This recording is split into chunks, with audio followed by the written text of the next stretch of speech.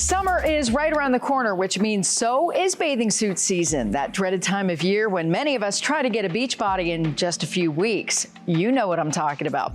And there are so many diets out there that promise to help us do it, but do they really work? That's the million-dollar question. Today, we look at the most popular fad diets on the market and the internet that promise to help you lose weight quickly. Some of them you've heard of, the keto diet, paleo, the Atkins diet, and some of them may be new to you. The lemon and cayenne pepper diet, anyone? Well, we ask our expert which one will help you get that beach body fastest, and more importantly, are they safe and are they worth the effort and deprivation? We have your best prescription for life when it comes to fad diets straight ahead.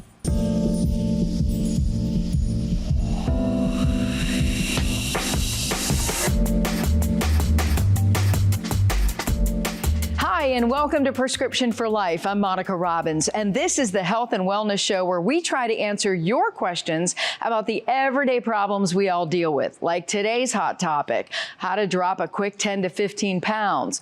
We've all been there trying to shed a few pounds before that high school reunion or an upcoming wedding, or maybe you're seeing an ex flame you and you want to look good. Well, this is the time of year you don't want to be hiding under a towel while you're poolside. There are plenty of diets out there that promise big results and a lot of people who want to try them. In fact, one poll found that the average person will try 2 fad diets a year and dozens over their lifetime. So if you find yourself Googling how to lose weight fast, no, you are not alone. We are going to talk to a nutritionist about all of these diets in just a minute. But first, how did we get to a point where fad diets even became a thing? If you feel like you're battling the bulge a bit more today than you were 10 or 20 years ago, well, your dinner plate may be to blame. Take a look at this report from our station KFMB in San Diego. Some claim that the salad plates that we eat off today are the same size of what our dinner plates used to be back in the 60s.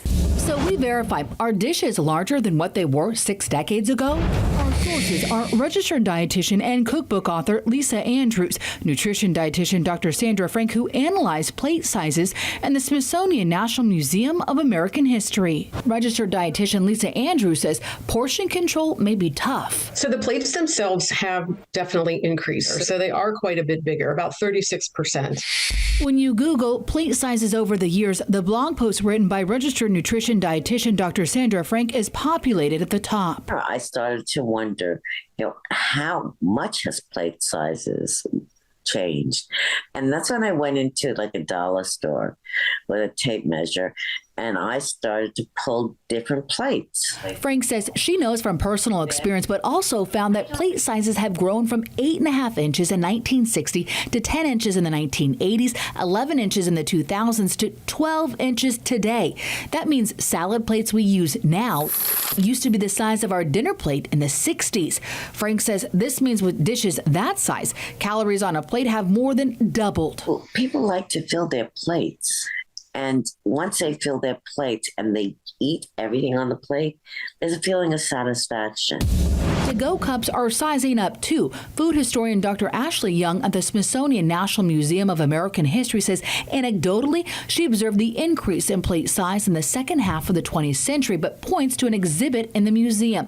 It shows in the 1970s, 7-Eleven Slurpees were served in 12-ounce cups, and in 2017, the Texas-based Stripes convenience store served the slushie in a 64-ounce container. Why do you think that the size of plates are larger now? It's a good question, but I think it's just sort of this customer, like we need to please the customer, and this assumption that more is probably better. So we can verify that, yes, the size of dishes is larger than what it was in the 1960s.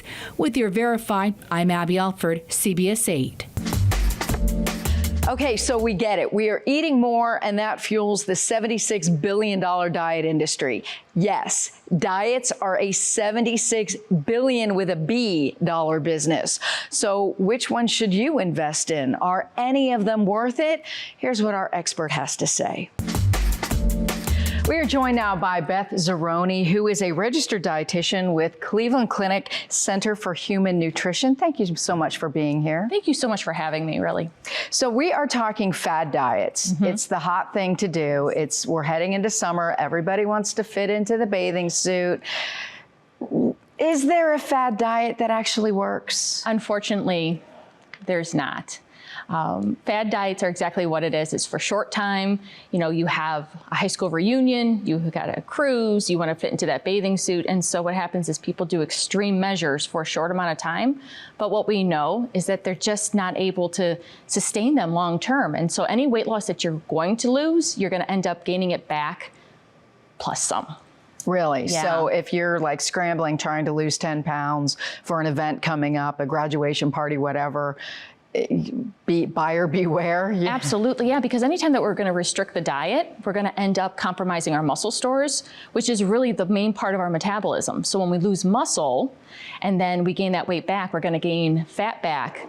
And again, because your metabolism's been compromised, you're not going to be able to burn as many calories as you did before. So it's going to be harder to keep that weight off. And that's also, is it also messing with your body's chemistry and something like we keep hearing, you know, your body stores fat. So when it needs it, it has it. So if you get rid of that, it turns your body starts keeping everything it gets its hands on. Well, it can be, yeah. I mean, if you're in a state of starvation where you're eating less than your body can really survive on, we call that the starvation mode. The body actually prefers to use our muscle stores for energy instead of our fat stores. Our fat stores, I always tell people, are kind of like our bank account that we never want to tap into. We have to in extreme measures. So the body will actually use your muscles first. And so that way, if you are losing weight, you'll notice that sometimes you've lost some, muscle mass, you've lost some tone, some energy, because 20% of total weight loss that we have is muscle.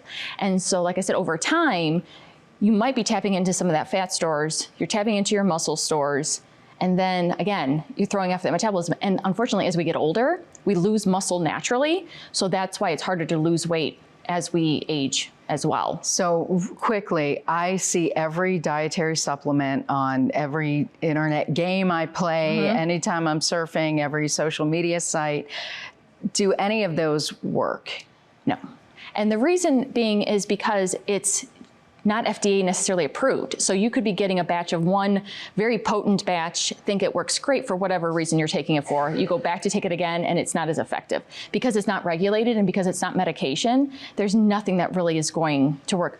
Supplements have to be very carefully monitored. If you're deficient, then certainly we need to supplement. We need to make sure that your levels are fine. But taking additional supplements aren't going to necessarily help you out. Like the keto gummies that, all that. No, none of that. I really wish they would, because then, well, I kind of don't, because then I wouldn't have a job. But realistically, the disease of obesity is something that we're fighting, and we're paying so much money to fight this disease. And really, we just think that, it's just not that easy to just take a pill and, to get the results that you want, unfortunately. Well, we've talked about the medications and how expensive they are, and then of course the surgery for extreme measures, but let's talk about just diet. Sure. So there's the high fat diet, the no carb diet, the raw diet, the protein diet, the whole foods diet, the bone broth diet. I mean, there's a zillion of these.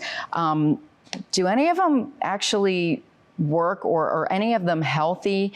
Or is there one 100% please stay away from? So realistically, short term, probably any of them would be effective, because again, you're decreasing your overall caloric intake. And so if you're eating more than what you need, and now all of a sudden you're restricting, short term, you're going to lose the weight. But long term wise, there's just not going to be, because you're not going to get the variety of all the nutrients that you need. You're going to eliminate food groups.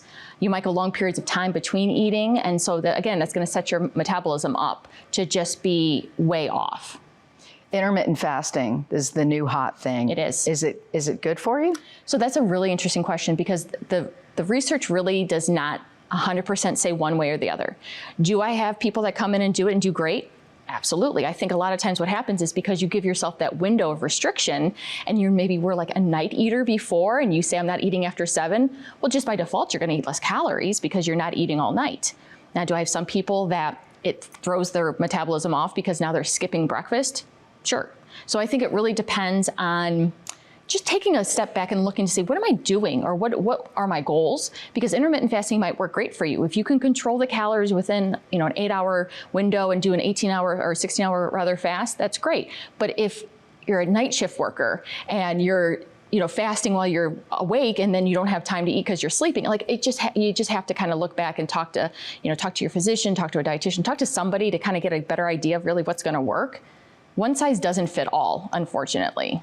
That's a great point. Let's talk about life stages too, because I could do a diet for 3 days, in my 20s and lose, 8 pounds. And then now it takes like 8 months to lose the same amount of weight. So what do people need to keep in mind? And is there anything, especially women of, menopause years, is there anything they can do to speed up that metabolism just using diet alone? So it's really a difficult thing because, again, there might be other underlying conditions. You might have polycystic ovarian syndrome. You might have type 2. So there might be some other underlying conditions that are going to affect that metabolism. The other thing to remember, too, is that our body has memory of previous diet attempts. So when we're 20 and we do, the grapefruit diet or whatever it is for 3 days because we want to fit into a dress, no problem. And then we go back to it maybe a year or two later and it's not as successful. It's because your body remembers and says, how dare you try to starve me? And I'll show you. So I think a lot of that has to do with it. But the other thing is, there is a condition, it's a big word called sarcopenia. So it just really means we're losing muscle as we age. And this is men and women. So the complicated thing is that as women, as we age and we're losing, all those gender hormones or losing that estrogen, it really does make it way more difficult. So I think the most important thing is if you see that you are creeping up on your weight, that you're perimenopausal, premenopausal, I think that's the time to act. I think after the fact, when you've gained the weight, it's going to be much more difficult to lose it after the fact than to kind of be proactive ahead of the game and really look for that help now. So then that way it'll be much easier as you go into those phases. In all those women watching who just already gained the weight. I know. Their hearts are breaking now. Well, there are things we can do. There's always ways we can kind of tidy up our diets a bit and increase in physical activity, which is really important too as we age because our bone density decreases. So making sure that you do have routine physical activity is going to be important. I don't want anyone to feel defeated, like you're never going to be able to lose the weight, but I think early intervention, I think, is going to be the best way to tackle it. And that would apply to kids too, I would think, like especially if you see your kid, the eating habits changing. Exactly. Childhood obesity really has increased over the years. And I think, again, early intervention is going to be something really important. And again, making it a family matter so that the whole family, because chances are if you have your children that have obesity, most likely the parents have obesity as well. So I want to go back to intermittent fasting because there's so many different ways to do it. But one of the things, a lot of athletes will do a lot of food on Monday and then only eat maybe 500 calories on Tuesday and then eat normally on Wednesday. Does that, restricting calories a couple of times a week, does that really make a difference? Does it affect your metabolism at all? It certainly can. And I think what happens is when you restrict your calories, you get so hungry by the time you're allowed to eat that you eat too much or you eat too fast or what you eat is not going to be the greatest. I mean, we don't make good choices when we're hungry. And so I think you're setting yourself up for disordered eating when you tell yourself, I'm going to restrict myself, and then tomorrow I can eat whatever I want. That's not going to be a healthy way. I think consistency is really going to be the keys. Eating throughout the day, eating about the same amount of calories throughout the day, and not just skipping a meal and then consuming it all in one time. Your body doesn't respond well to that. You really need to be able to stabilize the blood sugars much more easily. You need to be able to manage those gut hormones as well. So eating throughout the day is going to be much better than kind of just giving yourself that little window and then just eating 3,000 calories, in a set amount of window, and then tomorrow eating only 500 calories. That seems to, I have low blood sugar. So for me, by 4 o'clock in the afternoon, if I haven't been eating every 2 to 3 hours, I get the hard crash and all I want is sugar. Sure, absolutely. That's what your body's craving. So what do I do? So really give yourself a timer. Put an alarm on your phone if you have to. It's really important. And what you always want to remember too is when you're eating throughout the day, don't just have one type of food. Don't just have a carb or just have a protein. You want to have a nice mixed meal. So then that way you're not going to have these big highs and then these deep lows. You're going to have a steady blood sugar throughout the day. Because again, you come home, you're starving. I call it the rip the cabinet doors off syndrome, where you come home and you just start eating and eating and eating and you can't control it. And by the time dinner comes, then you're not hungry. All right, let me ask you this. We're going to go from the fad diet for the really, really quick fix. What is the best, most effective way to do that? you need to talk to you need to have a healthcare professional, because a lot of times too, if you're restricting, you're doing short term, you can have electrolyte imbalances. Again, if you have type 2 diabetes, you can have effects in your blood sugar, you could have effects in your blood pressure. So I think anytime you're going to do any kind of extreme diet, it really needs to be under medical advice. Okay, what about the folks who need to lose more than 10 to 15 pounds? You know, I always say it didn't take you a month to put 30 pounds on. Exactly. So it's certainly not going to take a month to get it off. What's your advice to those folks who are just trying to, you know, at least get their food in order? You know, I always tell people, you don't know what you don't know until you talk to somebody and realize that you're not doing it right. So go and see your family physician. If you're not, you know, familiar with one and you need to establish care with one, that's great. If not, you know, we have obesity medicine physicians that are all over that you can, you know, associate yourself with. And a lot of times they work with us dietitians. And so it's really important that you get a handle on this. You know, there could be medications that you're taking that are weight gaining that you're not aware of.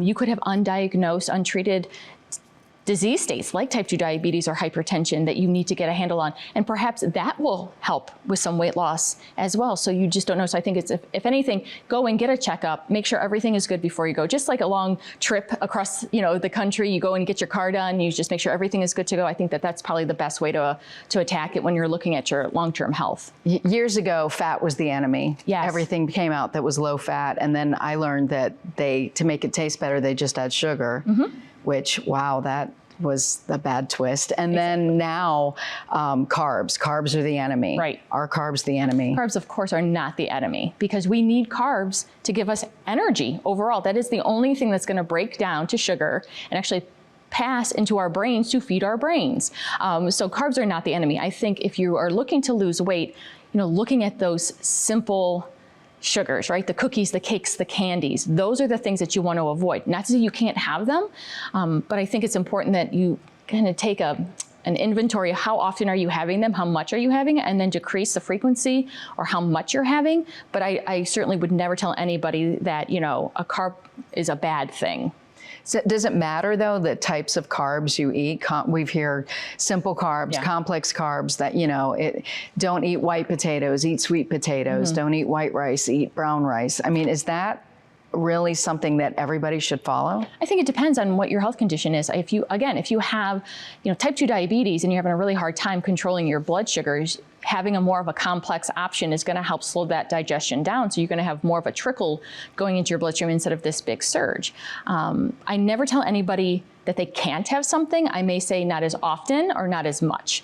I think it's important too to have it as a mixed meal. So again, not eliminating any food groups, not just having a carb by itself, having it with a good, you know, source of lean protein and some vegetables in a mixed meal. I have patients that will not eat brown rice, and I get that. And I'm not going to make them do anything that they don't want, right?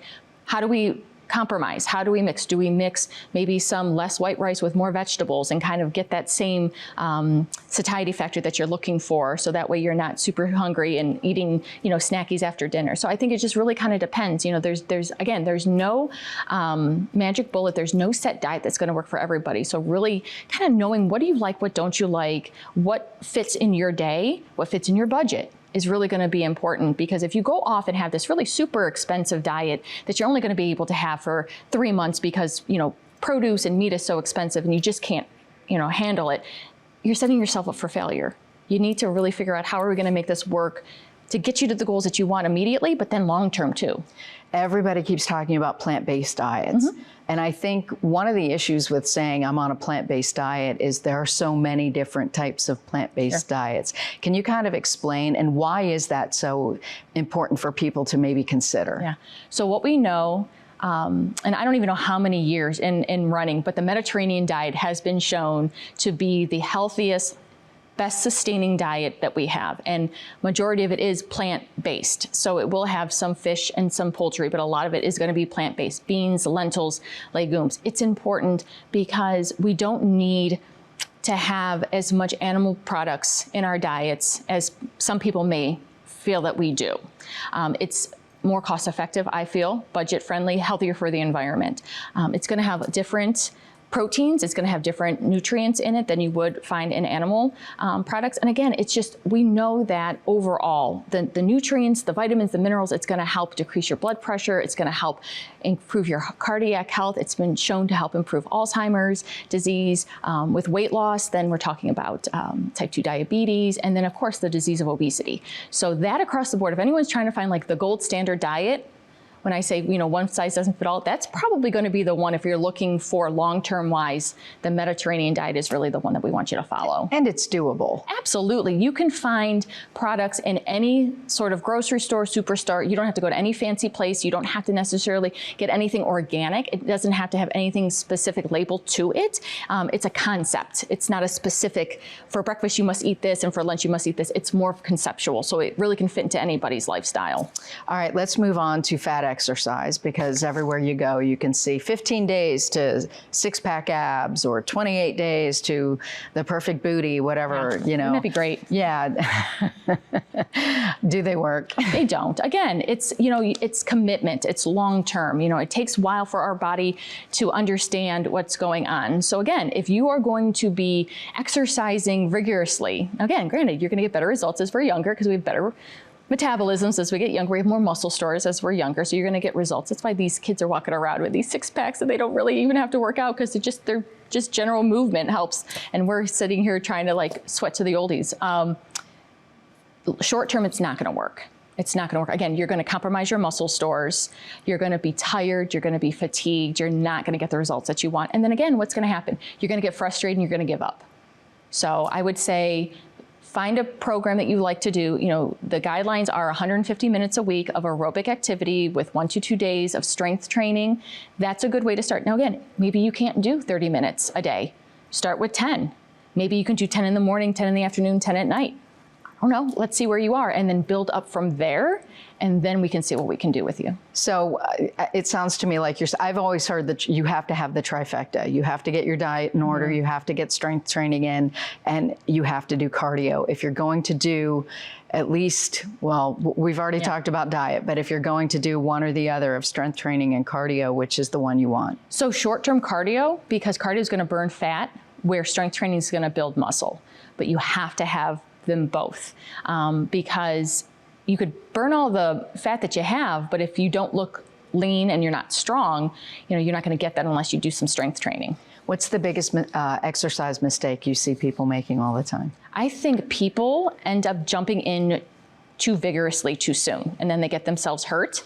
We see this a lot, especially with maybe our middle-aged dads that maybe on the weekends are like those weekend warriors where they, you know, want to do their glory days of college and then they get hurt. I think you have to really slow your way into it and see what works. Because again, if you're lifting weights that you have no business lifting because you don't have enough strength, you're going to end up hurting yourself. And then again, you're going to be out of the game for way too long. So we know the Mediterranean diet is the gold diet. Yes. What is the gold standard for exercise? I think it's whatever you can do safely. I can't expect you to go up here if you're down here. I need to build you up.